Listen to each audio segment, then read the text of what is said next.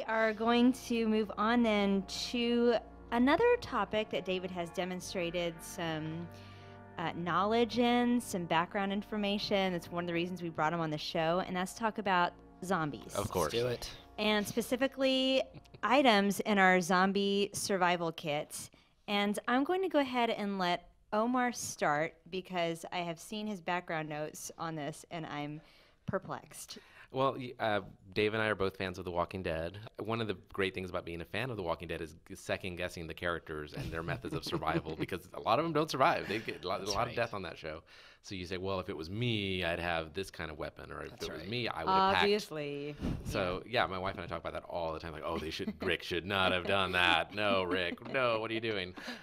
So we have to, think about, when the zombie apocalypse. You have to be tactical. Yeah. What would you pack? What would you keep? What things can you grab and go with? Because you're going to be moving around a lot.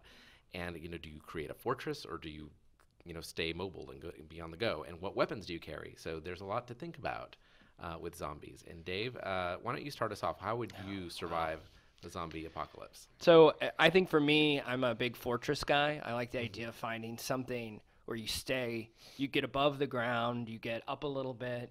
I love the idea of the jail. I thought the jail was so interesting in the comic books, and I'll put on my nerd glasses and push them up, as Tolly was saying earlier.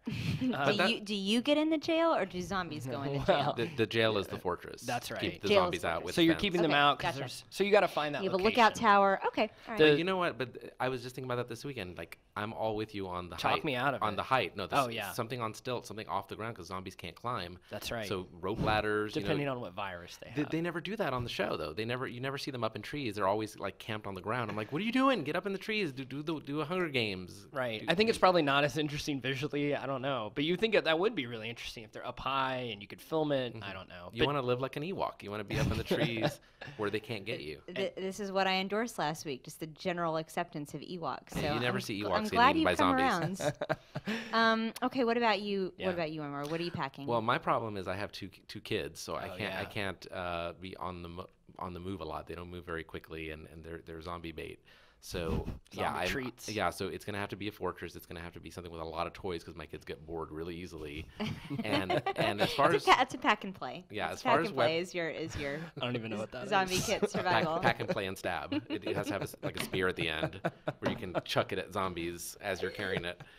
It's a boppy Copyright pillow that Omar shoots knives. Gallaga. That might be the perfect weapon. That like sounds a like a pack and play Kickstarter. with the spears on both ends that you can just kind of move in both Sounds like an directions. Indiegogo Stab project as you from go. Omar. Yeah, stab and play and go. But I've always Stab been and play and go. like Daryl on The Walking Dead has the crossbow. Michonne has the sword. Both very effective. I've always thought it has to be something get as much distance between you and the zombie. That's right. As possible. So something long and sharp. Garden shears. Where Quiet. You can just chop Just the be head a little off. quiet so you don't attract more. Yeah, like a bayonet type situation or something. I just want them away from me. I'm not into the hand to hand. Don't you think Daryl with the crossbow though? I mean, in reality, like the whole loading, shooting, Yeah, you would be dead in like. And he's running 5 out of minutes. arrows. His arrows are rotting. It's like It's not a good long term. Well, It's weird. solution. Okay, well, speaking of long term, clearly you were both thinking about this not in the correct way because what I am advocating is Tell us, Here we Tolly. go. using your wits and building a posse and your skill set rather than these finite tools because your bayonet is going to get dull. You're going to run out of bullets for your gun. And so obviously the answer here is in vitro flesh that the zombies can eat while you make your escape. And so what you want to do is you want to befriend a biochemist who can be creating this flesh for you on the go, and you can just And throw like it at the treats, zombies. like you just like Like hey, fake go flesh? over there. Yes, Like- but then lead the them other off? person you want in your posse is a martial artist because they can kick their heads off, and you're never going to run out of bullets. So these are I your think a sword.